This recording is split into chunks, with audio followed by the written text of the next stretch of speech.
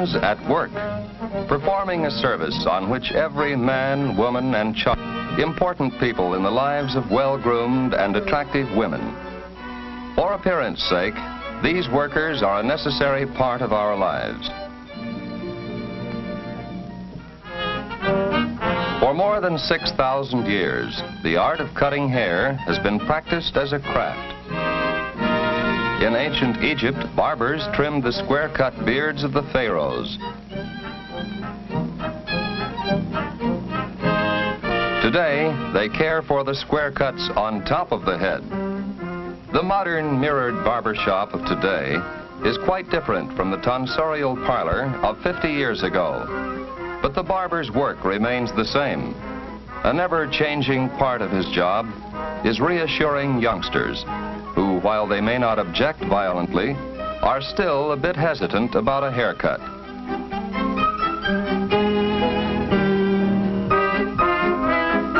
Under the striped barber cloth, any customer becomes wrapped in some of the tradition that has surrounded barbers and their shops since the time of Plato, in the days of ancient Greece.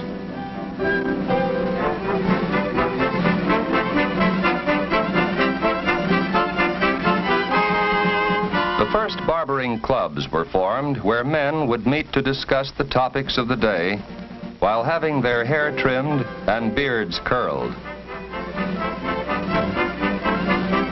Today's barber is still an advisor or patient listener to affairs in the lives of his customers.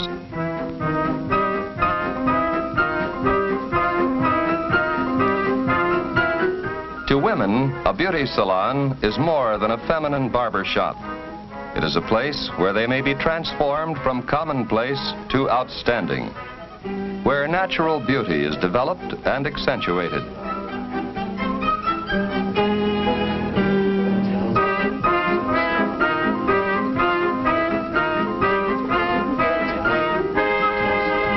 Often, a woman's attractiveness begins in the hands of a hairstylist, an artist who can instantly create an individualistic coiffure and communicate the exact details to an assistant.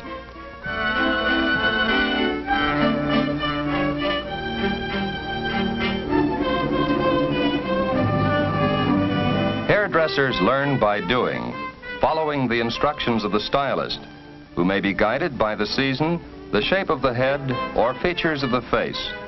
An entirely different treatment may be dictated to satisfy the mood of his customer.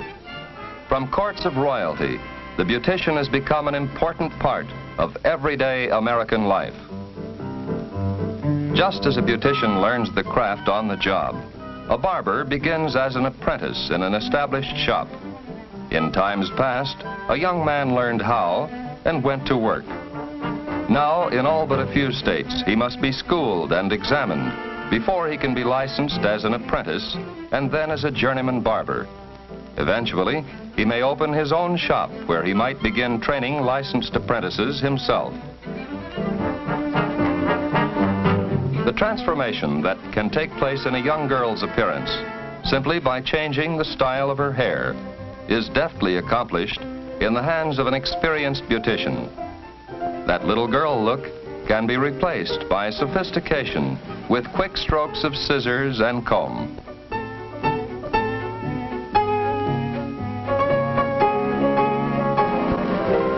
Mother and daughter visits to the beauty shop are becoming as regular as the traditional partnership of father and son at the barber shop. This is an exclusive men's world where women do not go, even though the first women's haircuts were performed there before beauty shops were opened.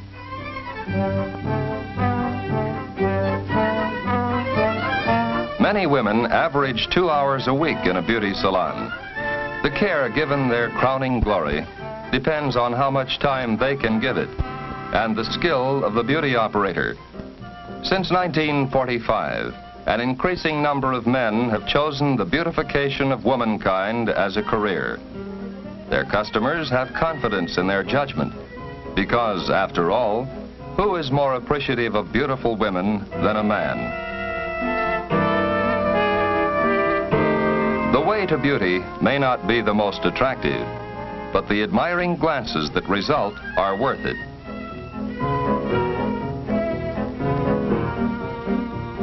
The Union Shop sign is a symbol of good barbering today, just as many shelves of personalized shaving mugs indicated it in the gay 90s. With the passing of the shaving mug and mustache wax went another of barbering's most prized accomplishments, the harmony of the barbershop quartet. A barbershop is a combination of many things, old and new.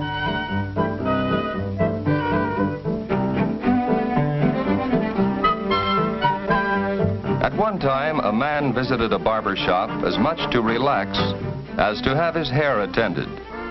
Now, modern women go to the beauty shop with the same objective. Special facial treatments bring to milady's countenance a look of health and youth.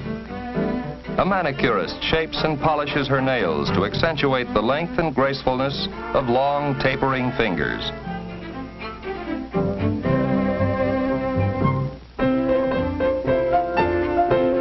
Knowledge of skin care and facial structure is something a beautician learns as an apprentice. Her fingers are the tools with which she always works.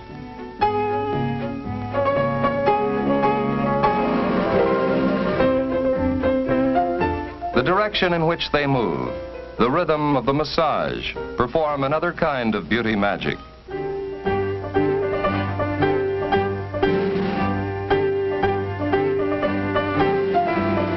A woman's hands are as important to her as her face, hair, and clothing, if she is to feel well dressed and at ease.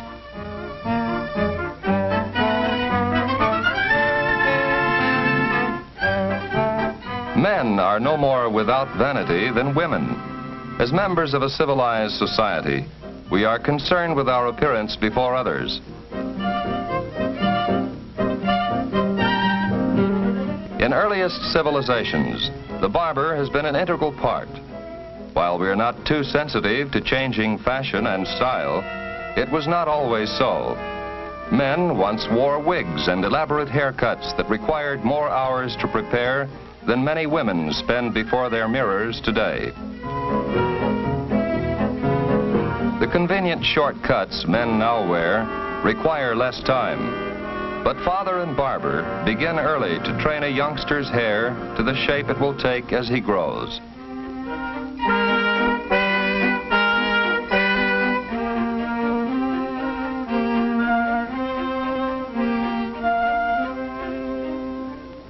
Because women can wear their hair very long or short, or anywhere in between, they may present an endless variety of styles for their admirers.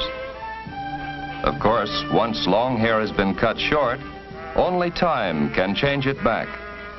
But in the meantime, a clever stylist can change its shape to emphasize features, to change the entire appearance of a customer. Cutting hair to fit a specific personality is what makes the difference between a hair cutter and an artist.